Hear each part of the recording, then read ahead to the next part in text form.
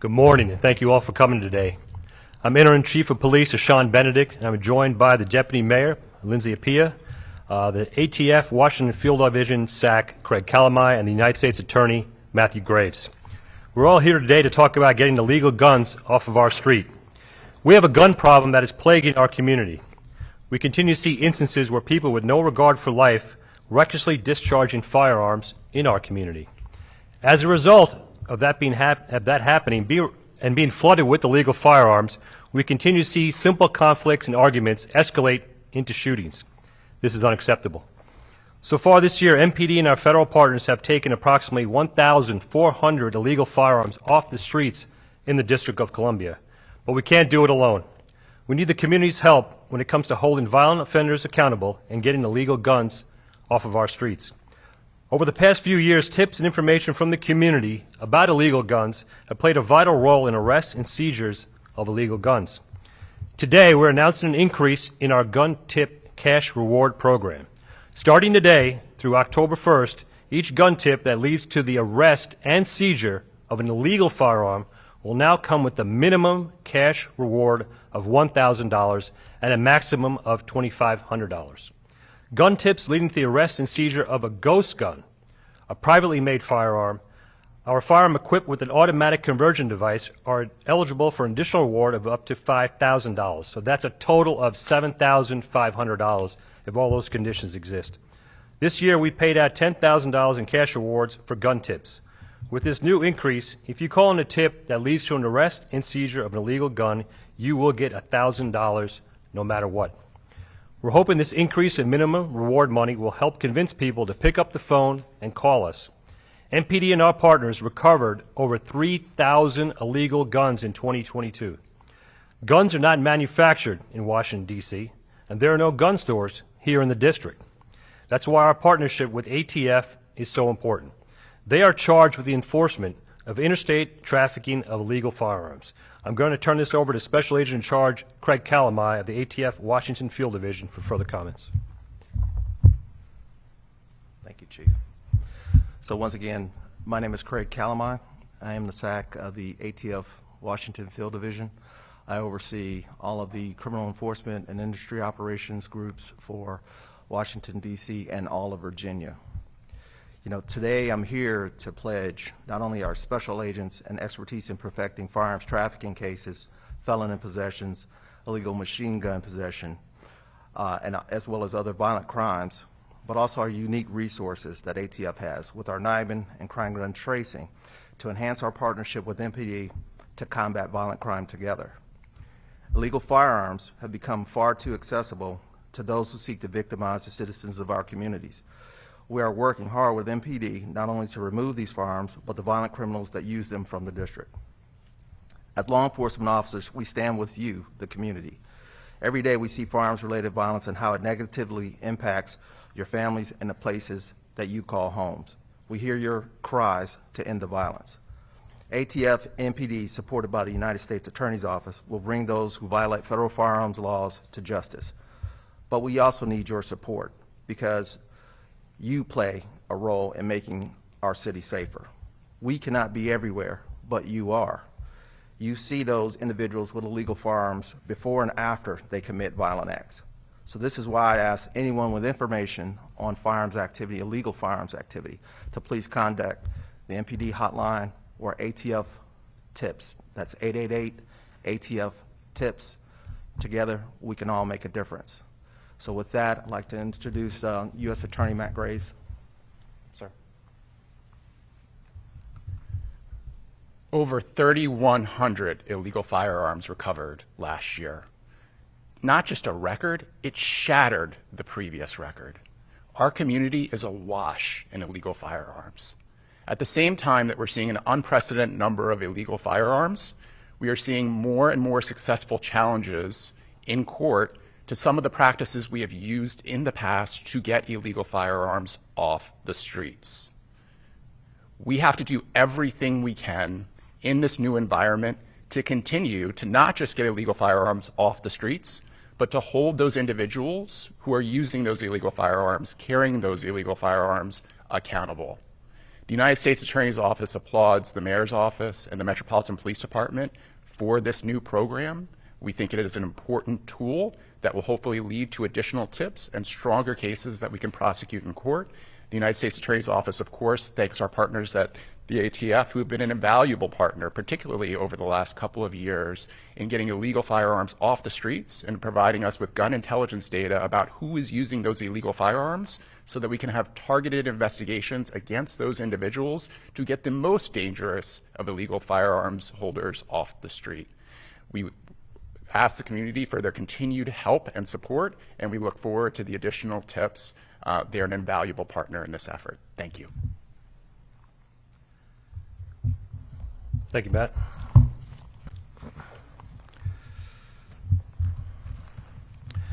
All of us up here are committed to stopping violence in our community and getting illegal guns off of our streets. Our police officers are out there doing police work, interacting with the community and stopping violent offenders to hold them accountable. But we need everyone's help to keep our community safe. We need parents to know where their kids are. We need people to tell us when there's an illegal gun in our community. We need people to call us when they have information that could help solve a crime. Together, we can hold violent offenders accountable. And with that, I'll take a few questions. Sir. In light of some DC Court of Appeals cases, in light of some DC Court of Appeals cases, whether it be TW or Mayo, what policy or training changes is being done on MPD level to make certain that search and seizures are righteous to be able to not get challenged in court? Absolutely. That's a great question. We've been talking to our officers, not only in the academy as recruits, but ongoing professional development, that when they encounter individuals they believe are holding an illegal firearm, to voice that narrative, like into their body-worn camera, for instance. Because the camera in and of itself can capture, it's on their person, right? And it's looking this way, and the officer may be looking to their left or their right, but that narrative helps frame that. And we came up with additional training policies in conjunction with the United States Attorney's Office. So Matt Graves and I sat down and talked about, like, how can we better make cases that are otherwise, we can't overcome certain aspects of that stop. And so that's a partnership that's been helpful in getting our papering rate to go up. Yep. Chief, what was the reward before, and how much of a jump is it now?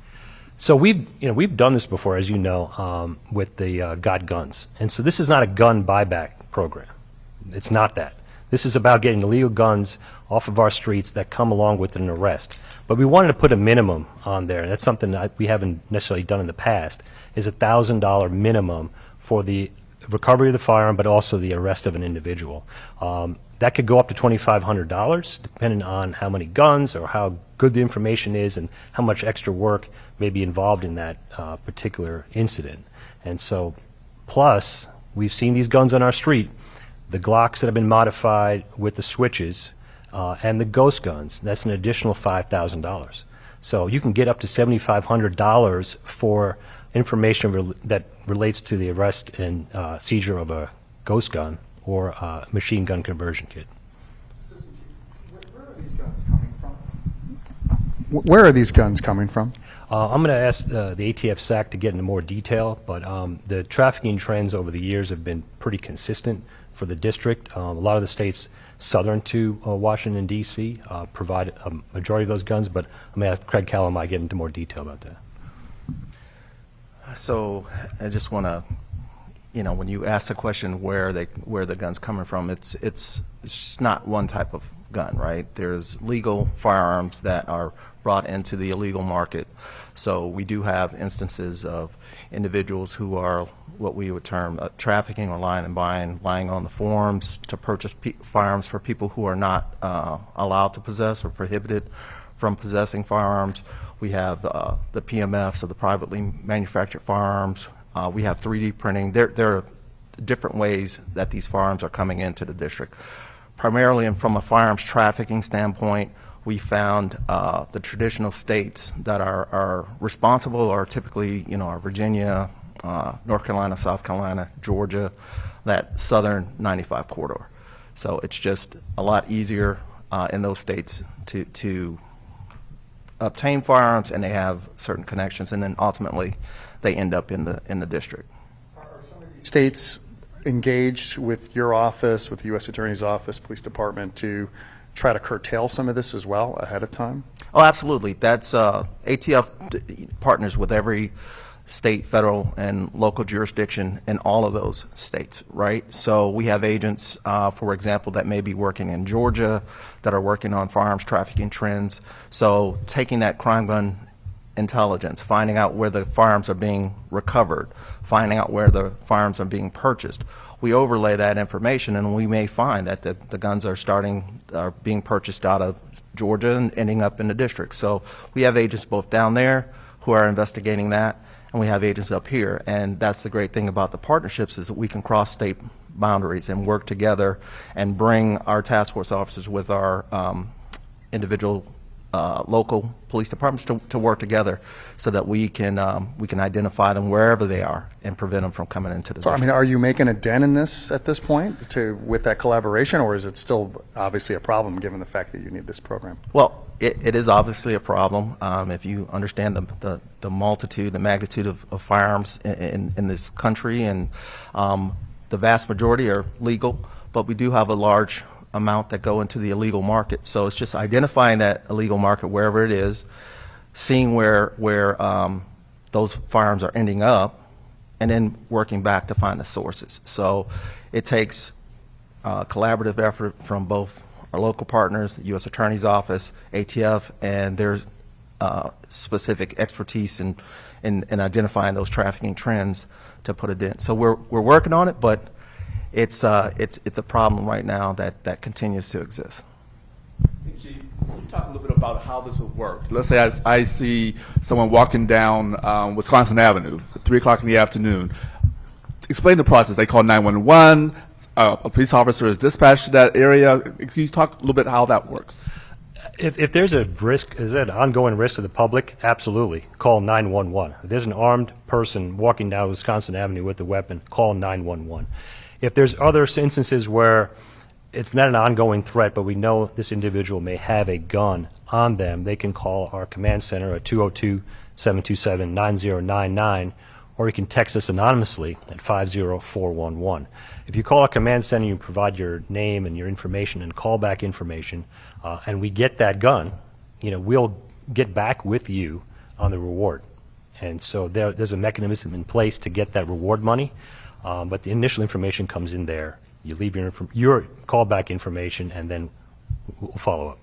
So let me ask you this question then. So if a person, a squad car be sent to that area right then and there, or wait a while? I'm just trying to get a sense as to how long will it be before a squad car goes to that area? Absolutely. Listen, if you call 911, a scout car will show up immediately. If you call our dispatch and say there's a person with a gun walking down Wisconsin Avenue, a scout car will immediately respond to that, as normally we do in a 911 situation. The other example I'm giving you is information that there might be a gun in a home.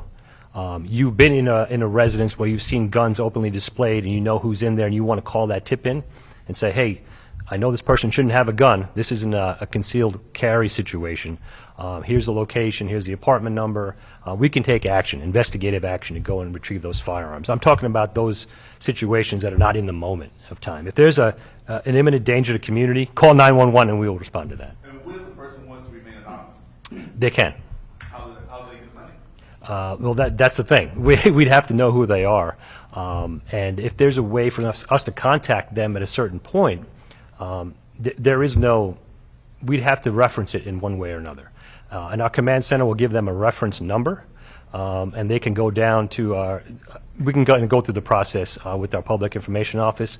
And there's a reference number that you would be given, and go down there and get the reward money. Sam, go ahead. These guns on the table, are they coming from, basically, where are they coming from? In the sense that, are they coming from stops? Are they coming from raids? Or, is there some general way you can break it down as to where these guns come from that Sure. you confiscated of the 1,400 that you've gotten so Yeah, far? our patrol officers make the majority of the stops, either through traffic stops, through contacts on the street, responding to calls. There might be a call for a man with a gun, or there's an ADW in progress. our patrol officers will respond to those instances and recover weapons. Our investigative section will follow up. They'll be investigating crimes and recover firearms during the course of their investigation through search warrants and arrest warrants.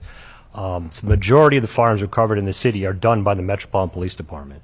Our federal partners recover guns in the course of their investigations, but most of them are really done in the moment as we actively patrol and police the city. In terms of where they're coming from, Sam, 3,100 guns last year.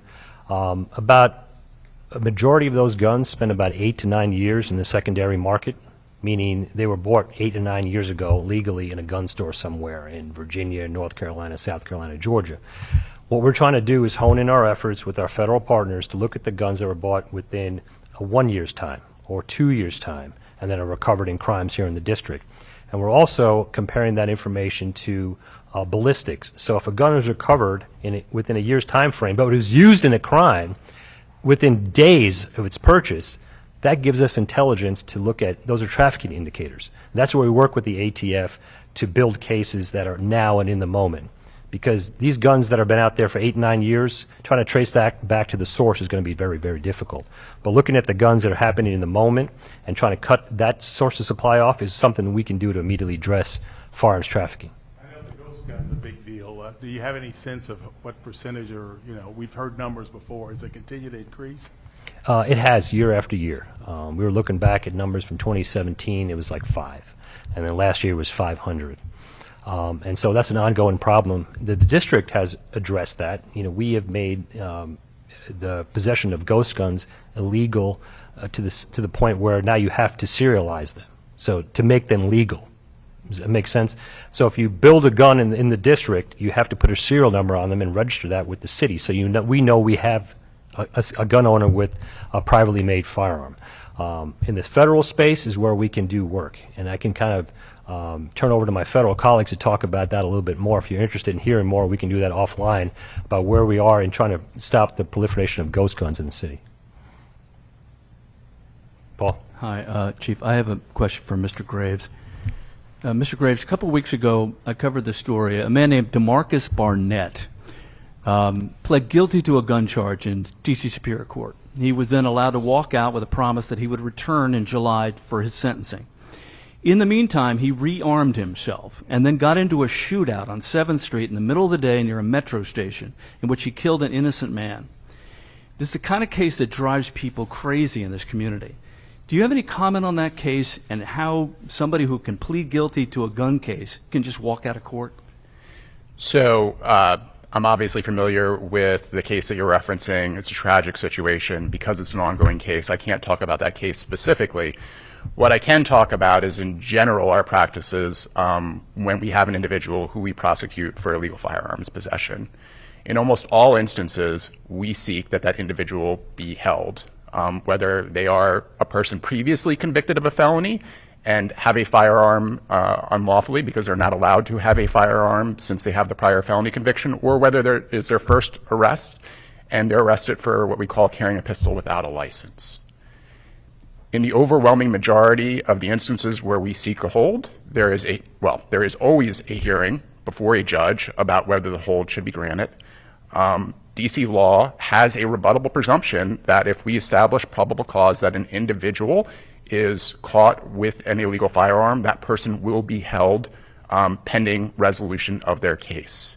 In our experience, particularly in the cases where the people do not have a prior felony conviction, those people, courts determine, are almost never held. They're almost always released. Courts make the determination that the presumption that they be held has been rebutted. So we applaud the mayor's efforts in the package she introduced to make our community safer, to address the issue of pretrial detention. We have additional suggestions based on our experience in court that we think can improve the process and provide greater transparency to answer the kind of questions you ask about why in these cases these individuals are released, and we look forward to introducing those at our testimony next week. And I have a follow-up on a lot of times when I look at some of these gun cases, if a car is stopped and they find a gun in the car, generally those cases are no-papered because you can't put the gun with an individual in the car. Then the question is whether or not you get DNA from the people in the car and connect it to the gun. And when I asked Conti about that, he's like, that takes forever. So the question is, are you really handicapped here in putting guns in the hands of people so that they get convictions? How difficult is that for your office? Yeah, unfortunately, you flagged a growing problem for our office, and that's the case where an illegal firearm is recovered, but not from somebody. It's found in an area like a car, and there might be multiple people in the car.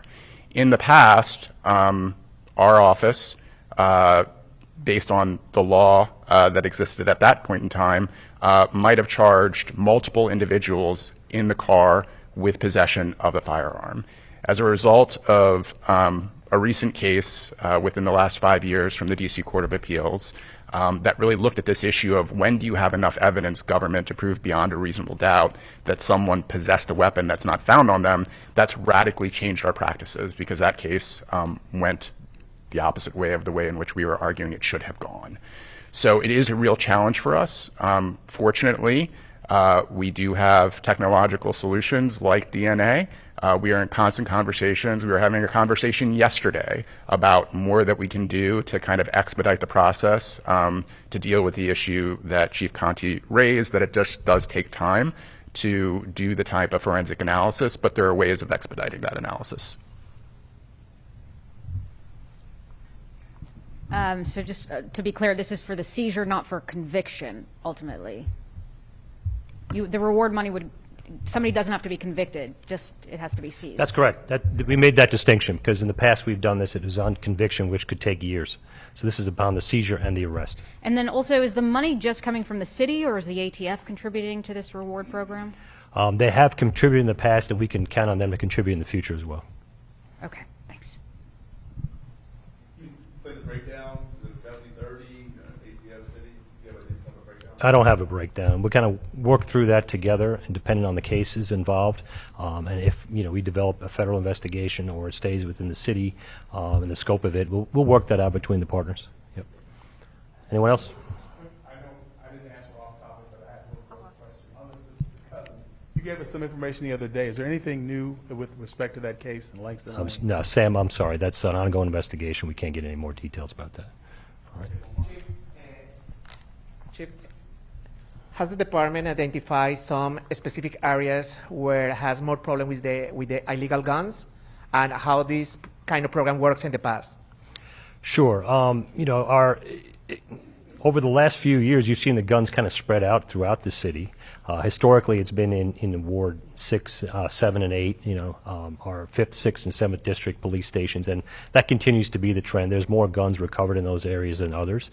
But yeah, we take all of that into account when we come and develop our strategy, and so the best thing we can do is get these illegal guns off the streets and work with our community members to do that. They're the best source of information. They're the eyes and ears out there for us to help stop the violence. And if they can just contribute to this cause in a robust fashion, we'll be better off as a city. How it works this kind of program in the past? How has this program worked in the past? This kind of program, how it works in the past? Gotcha. So in 2022, we had hundreds of leads, and we gave out, I think $159,000 in reward money.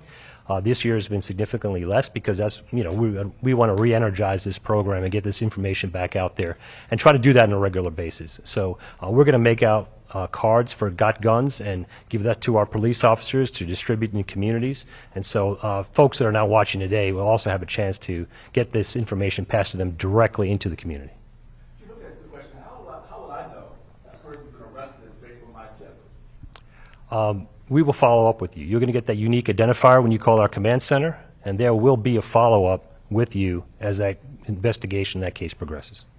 Thank you, everybody. Thank you.